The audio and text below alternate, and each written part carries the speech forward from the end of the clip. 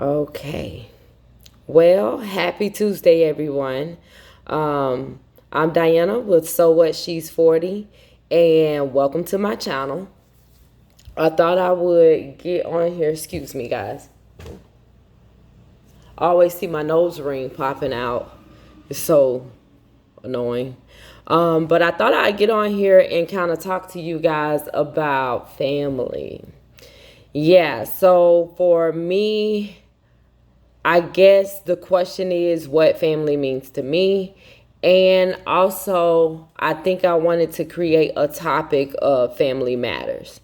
And the matters meaning that what matters in family, and also like the problems in family, And overall, I guess my whole thought process behind family is that you don't get to really pick and choose blood family. I know that sometimes we meet people in our lives and they become a part of our lives just like family, and we call them family, but truly and believe I'm talking about the ones that we didn't choose to pick. Okay. And we've been I've been kind of like up and down with family. I have some family that I really used to cherish my entire family. From such a young age, I remember how important it was for us to come together. I used to have like a thing for Sunday dinners for like my age group that was growing up in my 20s, and then I just enjoyed catering to my family, cooking, and just being a support system for my family. I think and this might get emotional, of course. I think one of the things that, excuse me again, I think one of the things that for me that triggered a distance between family is being offended. Yeah, we're going to talk about the big word of being offended. And I totally have I don't want to keep doing this, y'all. So let me just try to switch it so it can stop popping out as I'm talking. So excuse me, because I'm not going to edit this video. So I think one of the things that drew like distance and a wedge and division between me and a lot of people in my family is that the fact that I was offended by a lot of things. I felt like no consideration was being made, but ultimately, like, I think a lot. And as I've been thinking, I just really had thought, and I try to compare myself to what God would want in my life. I am a person that is very conscious of how I move. And I didn't always be that way. Like, I would think about it after the fact. But now I'm more so of a person that think things through. And I try to think about things prior to doing them, or I'm just extremely conscious. And I think that came with a little bit of spiritual growth. So things weigh on me extremely heavy now. Like, my heart it tends to get heavy about things that I figure God is not pleased with. I think that's the best way to say it. So, with that being said, it through my growing up years, I've had a lot of strife with my sister. We share the same mom and dad. A lot for me is because I always felt like I don't like certain characteristics.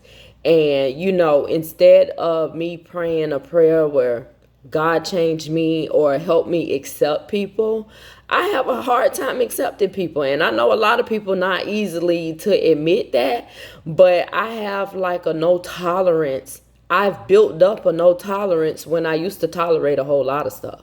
And I'm not saying that we should allow people to abuse us or mistreat us. And I do believe that sometimes distance is the best thing to avoid confrontation.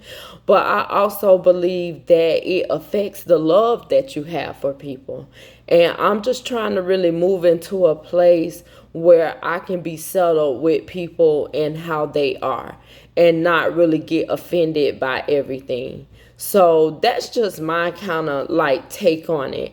Now, I'm not completely there, but I'm going to tell you, I feel like I made a huge move this weekend.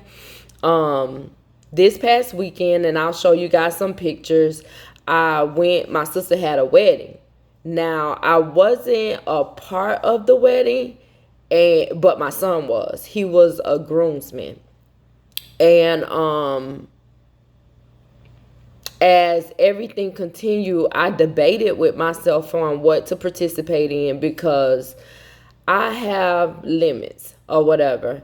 And I'm not good with like large crowds anyway, or being around people that I'm not really certain of. It's so funny because I was talking to my mom, and I always wonder how I became who I was. And it's so funny. I've always been this way. I just didn't know it. That I was the same way as a child growing up, because I have a really vague memory of my childhood. So it was good to hear that I just didn't develop this distance disorder over a period of time. I do think that I've always been a person that maybe observe and look and just be like, because everybody can't take me. I'm a very honest person. I'm a very direct person. And however, through all of that, I'm a very loving person. And I know myself very well. So, like, people can't tell me who I am now. And I'm easily offended. And I'm also a person that will apologize when I'm doing the offense. So I'm a very versatile person. I'm easily able to understand perspectives. And I just feel like I am an all-around person, but it is a lot of things that I still have to work on. So back to the whole family thing, because I am this person, it sometimes tends to affect my relationships with people because of who I am. So in the midst of being who I am, I also recognize that it's a lot of things that, I have to come to grips with if I want to go higher spiritually, right? Because you can't have hate in your heart. You can't have certain things on the inside of you that's dealing with character that God just does not accept. And I said to myself that I wasn't going to make this channel be like a channel where I talk big on spiritual, because I'm not in a place to give nobody any advice. I initially did set forth to show you guys how I study my word and just kind of bring you in on my journey. But I realized that's not my calling. You know what I'm saying? I still do not conduct myself as, I don't know, like, I can tell you how good God is, and I can tell you he'll never leave you, but I'm not the person to tell you about your life, because I got a lot of things in my life that are being worked on, and I don't feel bad about that. I just don't want to speak out of terms when it comes to God, and I don't want to be a hypocrite. At the end of the day, it don't really have nothing to do with people. It's all internal for me. So with that being said, I don't want this video to be too long, and I'm hoping that my point comes across.